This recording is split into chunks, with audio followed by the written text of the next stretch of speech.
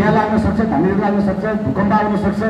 भोलि बिहान 2-4 करोड, 8-10 करोड, 15-20 करोड खर्च हुने रोग लागेर त्यो सम्पत्ति सकिन सक्छ। तर ज्ञान र सिप दियो भने आफू स्वर्ग गए पनि, आफू जन्नतमा गए पनि तपाईको बच्चा स्वाभिमानसित यो पृथ्वीमा तपाईको नामलाई राखेर इज्जतदार जिन्दगी जिउन सक्छ।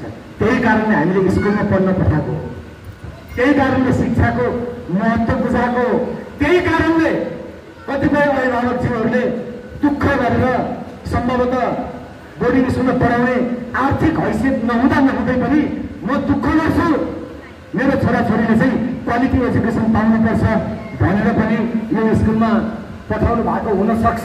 म सम्पूर्ण अभिभावकज्यूहरूलाई फेरि मैं अपनी तहेदिल से आपकी शुक्रिया अदा करना चाहता हूँ र मेरो शिर यहाँहरूको उच्च सम्मानमा एकपटक फेरि I would like to go down my head in front of आफ्नो छोरीको लागि ड्याडी भन्दा ह्यान्डसम अरू कोही पनि हुन सक्दैन।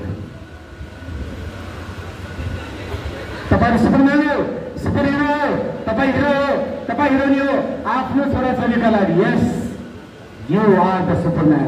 अब यो नानी बिहान 5 बजी उठ्छ, 5:30 फ्रेस हुन्छ, 5:30 देखि 7:30 स्कुल जान्छ, 7:30 देखि 7:45 स्कुलको लागि रेडी हुन्छ, 7:45 देखि 8 बजी स्कुल आइपुग्छ, 8 देखि 4 बजी स्कुलमा पढ्छ। यसको बिहानको खाना पनि स्कुलमा हुन्छ क्या। बोर्डिङ भने खासमा के हो भने खाने पनि सुविधा भएको स्कुललाई बोर्डिङ हुन्छ है। यहाँ सेमी होस्टेल पनि होला सम्भवतः। अलिकति आर्थिक पुग्ने अभिभावकज्यूहरूले स्कुलले यतै खाना खाएर पढाउँछु भने त्यो पैसा लुट्नु खोज्या होइन क्या। 7,000 रुपियाँ मागे त लुट्यो। 200 रुपियाँ पर्छ भातमा, सादा भातमा पनि बाहिर 30 दिनमा 6,000 होइन। सरकारी सरकारी भयो। अझ अर्को कुरा कटुवाले पनि बन्नु पर्यो, गार्ड बन्नु पर्यो। केही बिग्रिन्छ कि केही हुन्छ कि केयर चेकिङ गरे हो नि त। त्यसले गर्दाखेरि स्कुलले 10 क्लाससम्मको कुरोमा हजुर स्कुलले केही कुरा माग्छ भने तपाईहरुले केका लागि भनेर सोध्नु तपाईहरुलाई अधिकार छ। केका लागि र यो काम गरिसकेपछि यसको रिजल्ट के आउँछ भनेर सोध्ने अधिकार छ।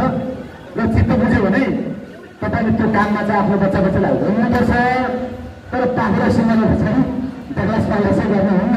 किनभने त्यो सिप अन्ततः तपाईलाई जान्छ र तपाईले तपाईको बच्चाले सिकेको सिपले त्यही बच्चालाई भविष्यमा आफ्नो भविष्य निर्माणको लागि काम लाग्छ। त्यो सिडी हो।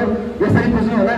यही नानी 5 देखि 6 बजीसम्म एक्स्ट्रा एक्टिभिटिज गर्छन्, 6 देखि 9 होमवर्क गर्छन्, 9 देखि 34 खाना खान्छन्, 9:30 देखि 11:30